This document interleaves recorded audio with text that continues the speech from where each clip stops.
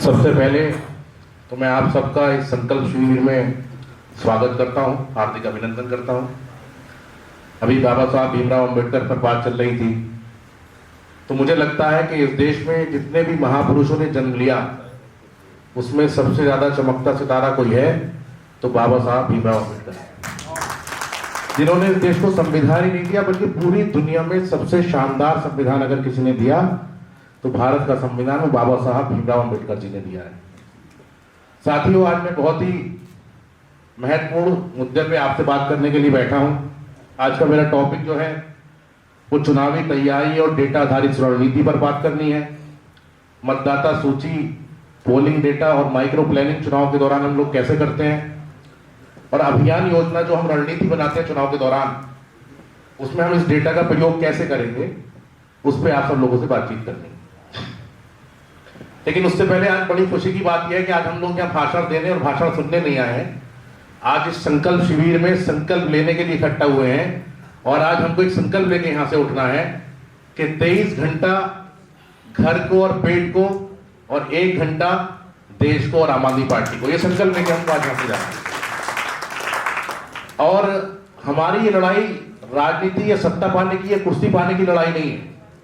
आज हम लोग यहाँ से एक संकल्प और लेंगे कि हमको इस देश में और इस प्रदेश में ईमानदार राजनीति की शुरुआत करनी है, और इस क्रांति का संकल्प हमारे इलाहाबाद से लेके उठेंगे। साथियों, पहले जो चुनाव हुआ करते थे वो जनसभाओं के माध्यम से हुआ करते थे। लोग पोस्टर चिपकाते थे, बैनर चिपकाते थे, डोर टू डोर कैंपेन किया करते थे, मुलाकातें करते थे। लेकिन आज का चुनाव बहुत अलग तरीके से होता जा रहा है। आज विपक्षी पार्टियों के पास भरपूर पैसा है, मीडिया का भरपूर मैनेजमेंट है, और अलग अलग स्ट्रेटेजीज हैं जहां सोशल मीडिया प्लेटफॉर्म्स की यूज किए जाते हैं। मतदाता सूची के माध्यम से डेटा होता है, और सबसे बड़ी चीज डेटा क्या है? डेटा हमारे पास, डेटा का मतलब है सूचना। हमारे पास अपने बूथ पे अपने लोकल वॉलंटियर्स की कितनी सूचना है, कितने मतदाता हमारे क्षेत्र में है, लोकसभा में कितने वोटर हैं, कितने बूथ हैं। जब तक हम लोग प्रॉपर डेटा के साथ बात नहीं करेंगे तब तक चुनाव जीतना बहुत मुश्किल है। और भारतीय जनता पार्टी से अगर सीखें, कोई अच्छी चीज सीखने में कोई बुराई नहीं है। उनका बूथ मैनेजमेंट बहुत अच्छा है, वो एक एक डेटा पे एक एक वोट की जानकारी उनके पास है। तो हमको चुनाव में जाना है तो हमें पूरे डेटा के साथ जाना पड़ेगा। और आज हम लोग जब यहां से उठेंगे, जैसे अभी सांसद जी ने चुनाव की और संगठन की बात आपको बताई कि 101 प्रभारी बनने हैं। आप सब लोगों को अपने अपने जिले में प्रभारी भी बना रखे हैं, विधानसभा अध्यक्ष भी बना रखे हैं।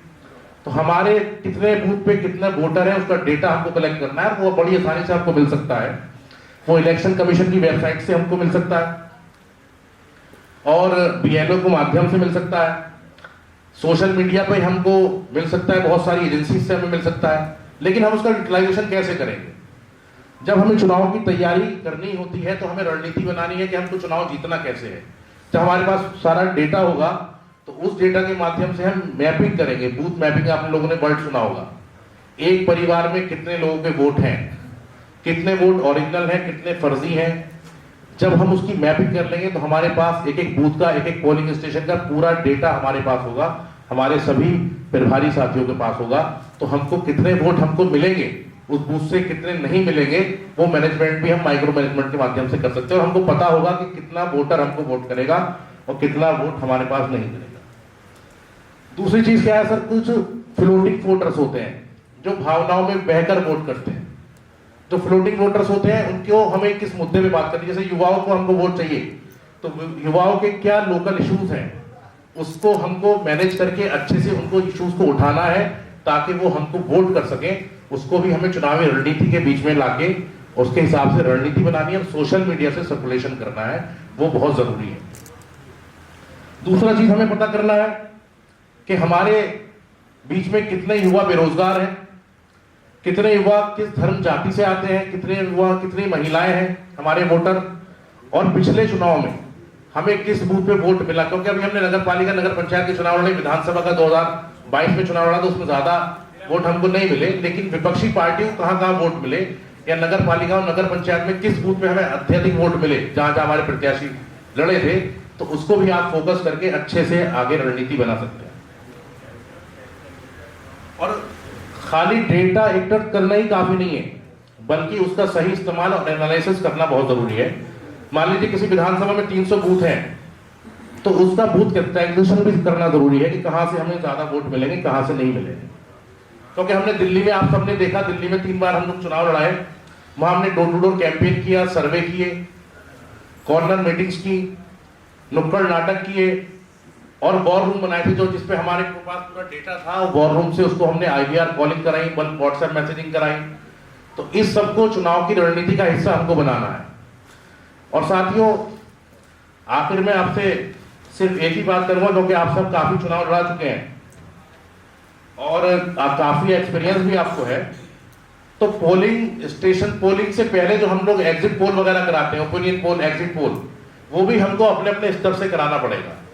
हमें कुछ टीम्स लगानी पड़ेगी जब हमारे प्रत्याशी, ताकि वो वोटर्स का माहौल बनाए कि हम इस पार्टी ने ये लॉन्च किया, ये स्कीम्स लाई है, या युवाओं के लिए हम लोग रोजगार देने वाले हैं, फॉर एग्जाम्पल बेरोजगारी भत्ता देने वाले हैं, शिक्षा में अच्छा काम कराने वाले हैं, अच्छे सरकारी स्कूल बनाने वाले हैं। तो कुछ टीम्स को हमको ऐसे सर्कुलेट जनता के बीच में करना पड़ेगा, ताकि वो ओपिनियन पोल्स के माध्यम से जनता का हमारे पास सर्वे करके लाएं और उसका सही कैटेगराइजेशन करके यूटिलाइजेशन हम लोग कर सकें। चुनावी सफलता काफी हद तक जो है लोकल इश्यूज के हिसाब से भी योजना हमको बनानी है, उस पर डिपेंड करती है कि लोकल इश्यूज, कहाँ सड़कें टूटी हुई हैं, कहाँ नगर पर स्मार्ट सिटीज के नाम पे आपने देखा होगा बहुत सारे स्मार्ट सिटीज बन गए, लेकिन उनके अंदर अगर वार्डों में आप जाएं तो सड़कें टूटी हुई हैं, गड्ढे हैं। तो उन इश्यूज को उठाना है और उसी के हिसाब से कैंपेन करना है, उसी हिसाब से हमको चुनावी तैयारी करनी है। और एक बार फिर आपसे कहूंगा, अपना बूथ जो है सबसे मजबूत के तहत आप लोग काम करिए। जब तक आपके पास बूथ मैपिंग नहीं होगी, बूथ का डेटा नहीं होगा, विधानसभा का डेटा नहीं होगा, वार्ड का डेटा नहीं होगा, लोकसभा का डेटा नहीं होगा, तब तक हम चुनाव लड़ेंगे और जीत नहीं पाएंगे। अब के चुनाव जीतने के लिए लड़ना है, तो इस सब के साथ कमर कस के जंग में उतरना है। तो एक बार सब लोग जो है अपने अपने यहाँ से जाएंगे, एक संकल्प लेके जाएंगे कि हमें चुनावी रणनीति बनानी है, तो जीतने के लिए बनानी है। इनकलाब जिंदाबाद, जय हिंद, जय भारत।